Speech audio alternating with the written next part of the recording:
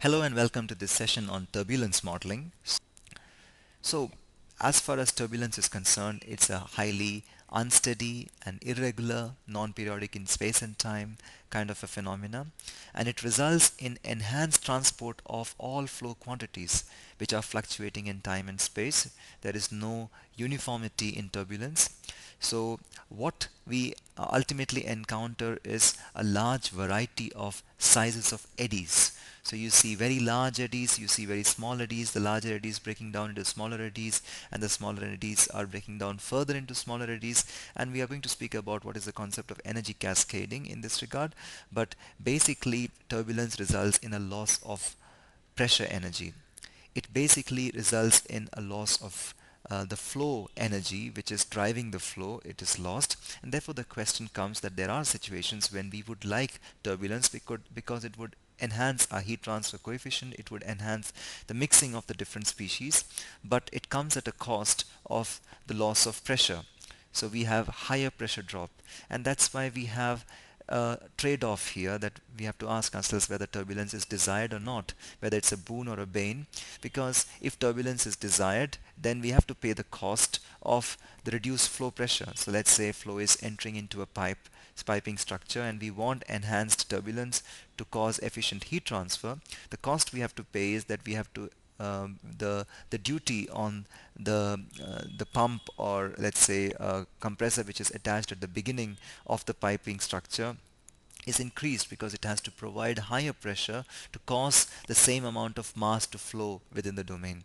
So the cost is the pressure drop, which is increased because of turbulence. So what happens in turbulence is, like you can imagine, a particle enters into the domain. It doesn't just go straight away out of the domain, but it spends a lot of time mixing together, interacting with the walls, spending its time together, and it needs energy for this. And the energy that it gets, the fluid particle gets, is from the pressure which is applied at the inlet, and the difference in pressure, that is a pressure drop, which is driving the flow. And this pressure drop is eaten up by the fluid particle in spending more time than required inside the domain. So the residence time does increase, it does increase the amount of mixing inside the flow domain, but the cost we have to pay is the loss in pressure.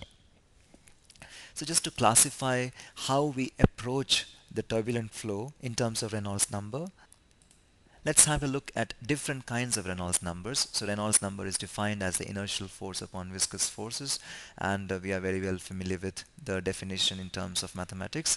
So when the Reynolds number is less than 10 for most of the problems, we have a flow regime called the creeping flow regime. Now in the creeping flow regime, this is where most of the bacteria or sperms, they are moving at this regime. The Reynolds number is quite low, that's why they have to struggle very hard to move even a little bit ahead. But human beings, we don't operate in the creeping flow regime. Our characteristic length scale is quite high, that we are well outside this creeping flow regime, because the struggle in the creeping flow regime is that you have to move very much to move in the forward direction. So it's very hard to exist in the creeping flow regime. But if we go ahead from the creeping flow regime, when the Reynolds number slowly starts increasing, we have the laminar flow regime until the onset of the transitional flow, where the flow is partly laminar and partly turbulent. And then the low turbulence regime starts off, and then it becomes highly turbulent. That's the turbulent flow regime. So the important thing is to determine these Reynolds transition and Reynolds turbulent in most of the cases. In some cases, this 10 is also not a fixed value. We'll see some examples and we'll understand them.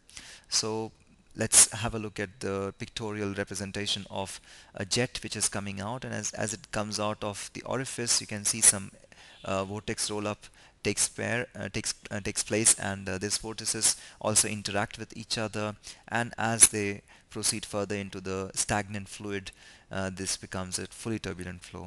Another very important example is flow around a cylinder. It's a two-dimensional view that you can see here, and for a lower Reynolds number, you can operate in the creeping flow, but above this you are slowly entering the laminar flow regime. In the creeping flow regime, the flow sticks entirely to the surface of the cylinder, so there is no flow separation at all. But beyond the creeping flow, in the laminar regime already, there is a flow separation. There is a separation bubble formed here, and this separation bubble starts becoming unstable if you increase the Reynolds number beyond a value of something like 30. that the oscillations start occurring. So there's a small push because of which this vortices behind start fluctuating all the way to a turbulent flow regime. As you can see here, it's a very highly non-periodic, it's a non-unsteady and non-periodic phenomena in space and time. So this is another example how turbulence sets in.